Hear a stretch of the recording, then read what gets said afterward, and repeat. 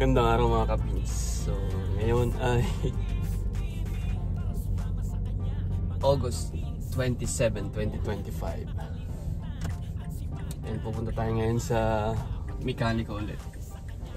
Kasi papagawa tayo ng papalitan yung rear left shock absorber nito. Tsaka yung front left yung una pala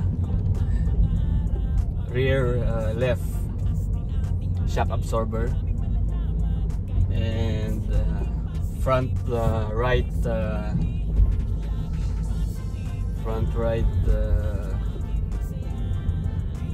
anong tawag doon? Nalimutan ko lang. Sway bar link yan ng Mazda 5 2010 model mga kapits. So iikot ko lang kayo kasi 11:30 naman yung yung tawag dito, yung schedule ng replacement ng kakilala nating Canadian na mekaniko mga kapits. So yun, muna tayo. Intro muna tayo mga kapins. Pins TV channel.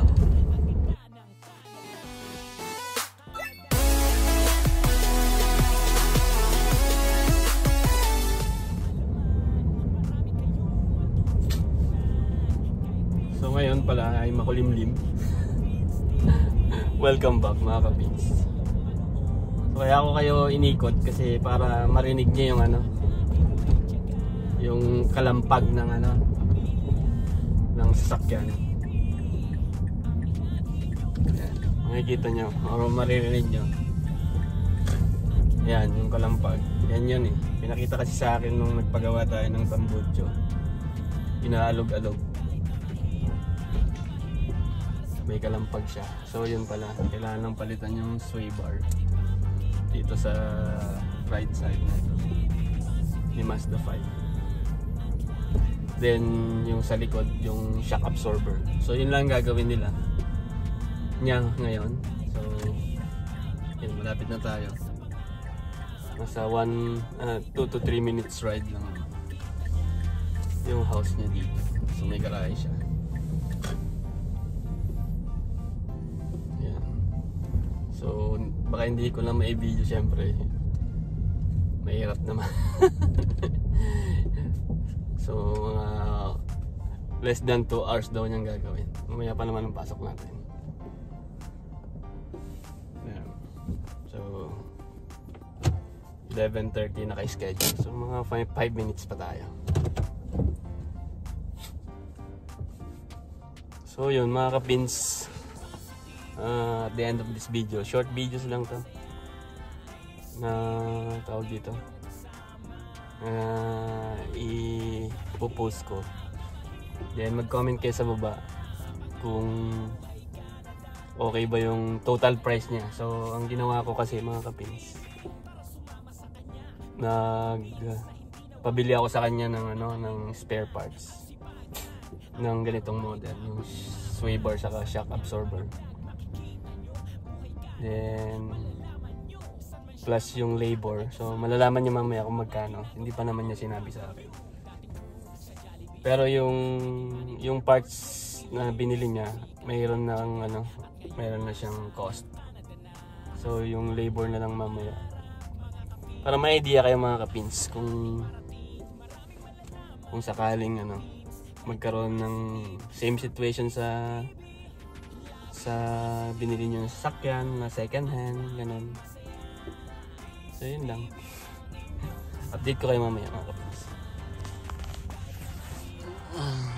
Hindi niyo makikita yung shock pala dito. Hindi wala.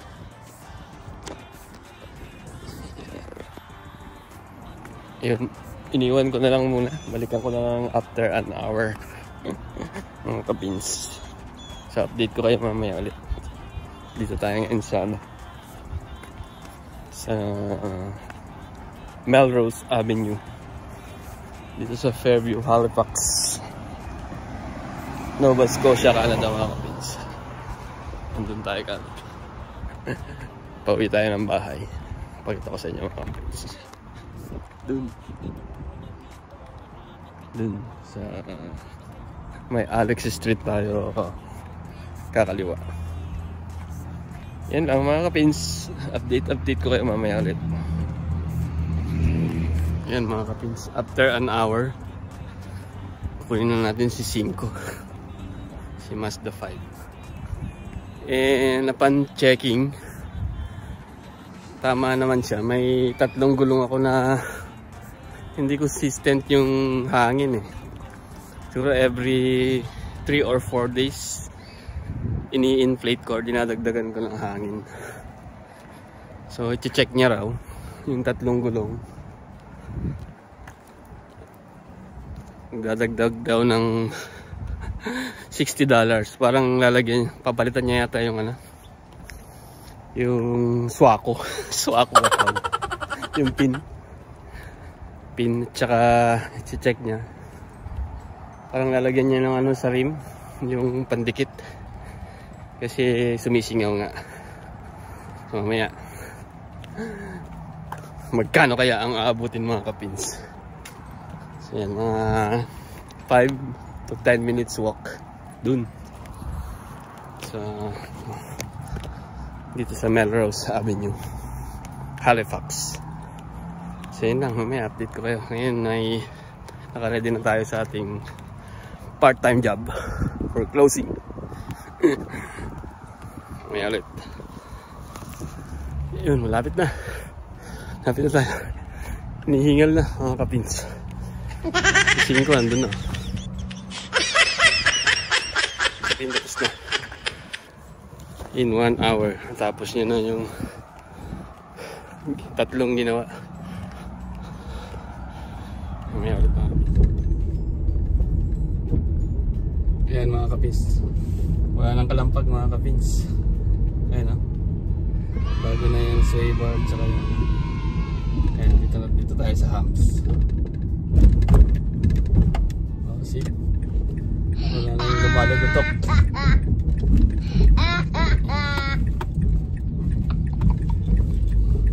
Ayan. Matining na. See? Yun. So yun mga kapins, may time pa tayo, pahinga muna tayo sa bahay.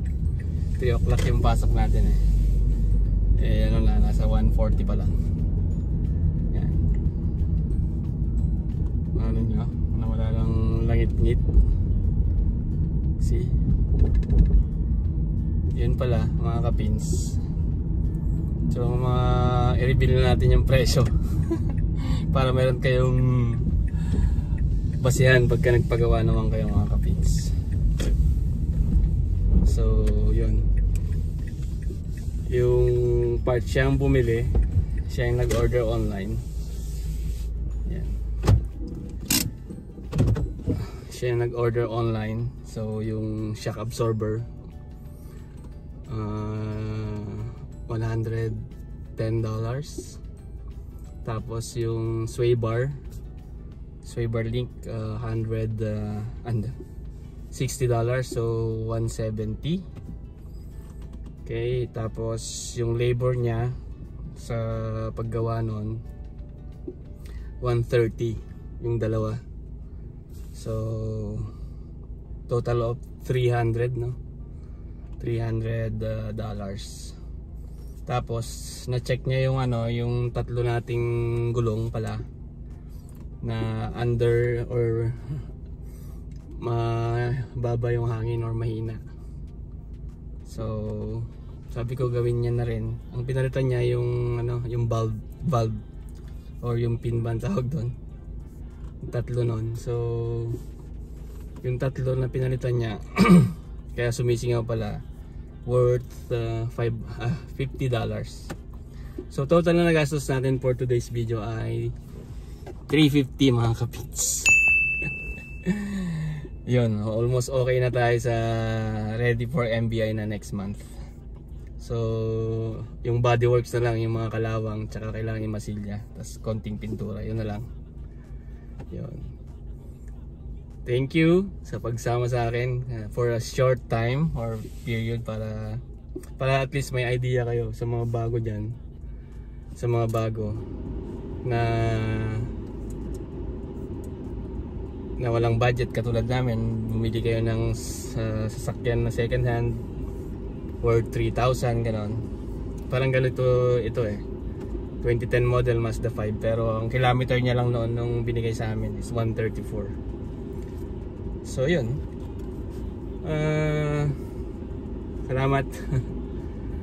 And hopefully may na-inputs ako sa inyo para mayroon kayong idea kung magkano papalit ng ganitong parts. Thank you nga pala sa pagpapanood sa last video natin or content na yung pagpapalit ng muffler or yung tambucho natin. And yun, don't forget the hashtag PinsTV, Pinoy Nova Scotia, Kapins in Canada, hashtag Philippines no, hashtag Pinspiration, hashtag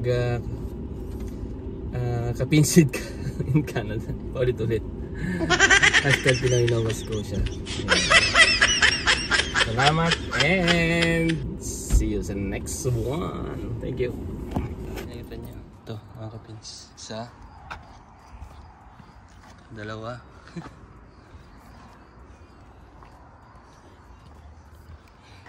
tatlo. Yan, ito yung papagawa natin next. Ito yung pang-apat. Hindi kasi okay siya. Follow for more.